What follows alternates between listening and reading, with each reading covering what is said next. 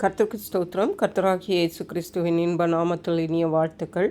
இன்றைய தியானத்திற்காக ஜெபித்த பொழுது தேவன் தந்த வசனம் ஏசாயா தீர்க்கதரிசியின் புஸ்தகம் 43 அதிகாரம் 21 வசனம். இந்த ஜனத்தை எனக்கென்று ஏற்படுத்தினேன், இவர்கள் என் துதியை சொல்லி வருவார்கள். நம்முடைய கர்த்தராகிய இயேசு கிறிஸ்து நம்மை தமக்கென்று படைத்தார்.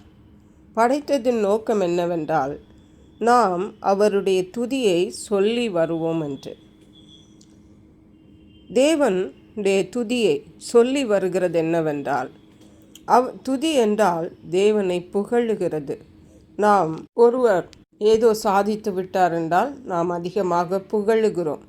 அதே மாதிரி தேவனை புகழுகிறது, அவருடைய வல்லமையை பார்த்து, அவருடைய மகத்துவத்தை பார்த்து, அவர் நமக்கு செய்கிற நன்மைகளை பார்த்து நாம் அவரை புகழுவது தான் கர்த்தரை துதிக்கிறது. இந்த துதியை, அதாவது தேவனுக்கு புகழை சொல்லுவது தான் நம்முடைய படைப்பின் நோக்கம். ஆகவே தேவனை ஆராதிப்பதிலும் துதிப்பதிலும் நாம் ஓயக்கூடாது.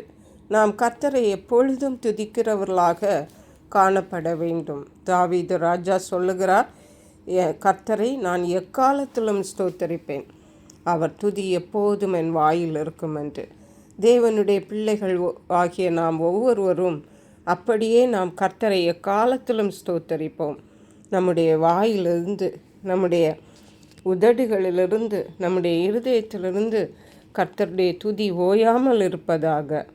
சங்கீதங்களின் புஸ்தகம் 150 சங்கீதம் 2 வசனம் சொல்லுகிறது, அவருடைய வல்லமையுள்ள கிரியைகளுக்காக அவரை துதியுங்கள், மாட்சிமை பொருந்திய அவருடைய மகத்துவத்திற்காக அவரை துதியுங்கள் என்று சொல்லுகிறது.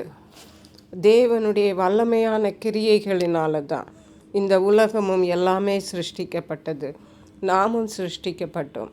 அவருடைய மகத்துவம் மாட்சிமை பொருந்தியது. அதற்காக நாம் அவரை துதிக்க வேண்டும், உயர்த்த வேண்டும், போற்ற வேண்டும். ஆகவே இந்த நாட்களிலே நாம் கர்த்தரை ஆராதிப்போம், அவருடைய நாமத்தை துதிப்போம். தேவன் நம்மை படைத்ததின் நோக்கங்களை நிறைவேற்றுவோம். கர்த்தர் தாம் இந்த வார்த்தைகளை ஆசீர்வதிப்பாராக. ஜெபிப்போம். எங்களை கிருபை நேசித்து பாதுகாத்து வழி நடத்துகிற எங்கள் அன்பின் தகப்பனே, ஆசீர்வதிக்கப்பட்ட இந்த நல்ல நாளுக்காக நன்றி. இந்த ஓய்வு நாளிலும் நாங்கள் கர்த்தரின் துதியை சொல்லி வரவும், கர்த்தரை துதிக்கவும் ஆராதிக்கவும் எங்களுக்கு கிருபை தந்து வழி நடத்துவீராக.